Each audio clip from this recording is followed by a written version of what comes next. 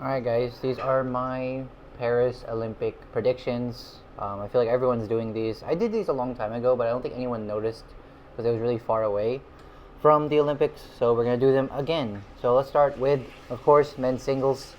So to recap guys, the drawing system is a bit complicated and a bit hard to find. So there will be 41 men's single players in total, and they'll be in 13 groups. 11 of the groups will be consisting of 3 players, and then 2 groups will be consisting of 4. Now, as for who could contest or who I think might be a problem for Victor Axelsen, assuming he wins, was of course Xiu-Chi.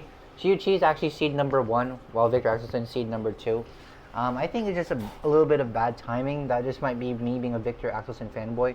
Xiu-Chi is coming of form right now, and Victor Axelsen has had a few injuries lately, but if the last Olympics in Tokyo is anything to indicate of his performance, I think Victor Axelsen can lock in and perform really well this time around as well. Now, there are a few dark horse picks that if they for some reason could play really well at their prime, they could probably give Victor Axelsen or Xiu-Chi some trouble. I'm thinking of like for example, Li Zijia. If he plays at his top, as he usually plays during like the All Englands, he could probably snatch the medal. This is more of a dark horse pick. I wouldn't really put money on him winning. Sorry, Malaysia fans. Loh Kin Yew as well. Sorry, Heen. Just my opinion. But yeah, if Loh Kin Yew were magically to play at like his performance they did in 2021, where I think he was the fastest player, he was just everywhere on court, he definitely could win. We'll have to just see if that actually pans out. But yeah, I think Victor Axelsen taking home the gold. Let's go. Moving on to women's singles, which I think is highly contested. There's a lot of good talent in the singles circuit for women's right now. In Paris right now, right, we have Carolina Marin, we have Sindhu, who are both Olympians already, right? And even though they are strong, I'm of course going to bet or predict that An Se-young takes home the gold. Current number 1, just in good form right now. She has a bit more experience. Yes, she still is quite young, but she has a bit more experience. Her body is more physically developed as well. I think if I were to put money on someone, it definitely would be An Se-young. Now, we do have a few other players that I forgot to mention. I was looking at the draws. Sorry about that. It's just so hassle to look it up. Chen Yufei, of course, is in one of the groups as well, who won gold last year, or not last year, last time in the Olympics. But haven't really seen strong performance from her lately in the tournaments that I have been watching. So, not really feeling it. We're also seeing Ratchanok Intanon and Tai Tzu-Ying, and they have both announced, I think, that this will likely be their last Olympics. I believe Tai Tzu-Ying has already announced officially that like she will be like retiring pretty soon after Olympics. So, you know, it'd be great if she won another medal before she retired, but it really is up to her mentality. I think Tai Tzu-Ying is a strong player. She is a bit older, right? But she is the most technically gifted girl on the court.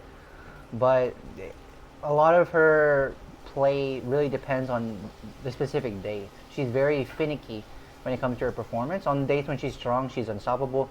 On days where she's not feeling it or she's not in the zone, like she's just getting thrown around. So like for me, Tai Tzu-Ying is like the dark horse pick. I would be very happy if she won. She's a player that I look up to, but I realistically think An Se-young is going to take it. I think she shows the strongest performance, the consistency is there, right? She's not suffering from any injuries that I know of lately. I think she's got what it takes. Moving on to mixed doubles, you guys already know who it is. It's Team China is taking the gold. I'm so sad that I was not able to see them in person play. I literally have tickets for all of the final events. Just don't have money to actually fly out to Paris and go watch them live. But without a doubt, gold is going to Zheng Siwei Hyo-yeon-kyung from China, right? I know a lot of you are recently Korean fanboys. You guys are probably saying, what about Soo Seung-jae and Chae Yu-jung? I think their names are. The thing is, right? Yes, they have won a few times against Zheng Siwei and Hyo-yeon-kyung. But if you look at their head-to-head, it's still like majority win for China. I think the head-to-head is like 10-3, meaning 10 wins for China and 3 wins for Korea, right? A few other issues that I can see. Soo Seung-jae is very young. He'll be the youngest on court out of all four of them. So of course the nerves will be there. There'll be a lot of pressure. Usually the playstyle between Che Yu-jung and So Seung-jae needs to basically win. For me, Che Yu-jung is a very passive player. And she's also very likely to get injured as well.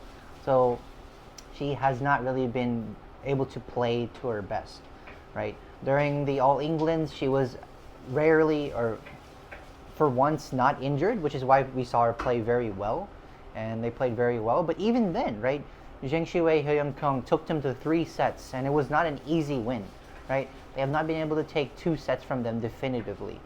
So it's either going to be China, or in the rare case that China has an off day, it's Korea, right?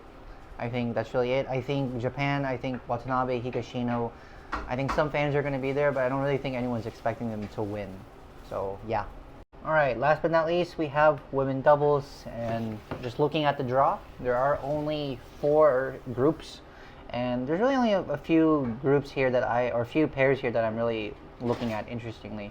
We have Cheng Tin-chen and Jia Yifan. I think I butchered that pronunciation, but they were silver medalists for 2020. Maybe, right? Not feeling them. And then we have 2 groups, really strong groups from Korea, of course, Baek Hana and Lee So-hee, and then Kim So-young and Kong Hee-young, right? Out of the 2, I think Baek Hana and Lee So-hee tend to perform a little bit better. I think they're a little bit a stronger pair. So if I were to place money on either one of the Korean groups, it'd be them, or it'd be, Nami Matsuyama and Shia Rashida, right? The crowd favorite. And of course, out of all of them, I'm gonna have to put my money on Korea. 대한민국 화이팅. The reason is, Shida and Matsuyama, they are quite strong. I think the Koreans are a bit more solid in defense. They're a bit more consistent as well. It really could be a toss-up. It really could be a final where it's all Koreans. It could be a final between Korea, Japan, or Korea and China. I think it's going to be one of those 3 countries. But yeah, if I had to place money on a certain pair, again, where's the camera? Right here. Yeah, so what do you guys think? I believe the group stage matches are going on right now. I probably won't watch them. I'll just read the recaps. But yeah, I will be definitely watching the actual events, like the quarter events and the silver events. What's the word? The semifinals. Yes, the semifinals and the finals as well. So yeah, let me know down in the comments who you think who's gonna win, and let's just talk about it. Cheers.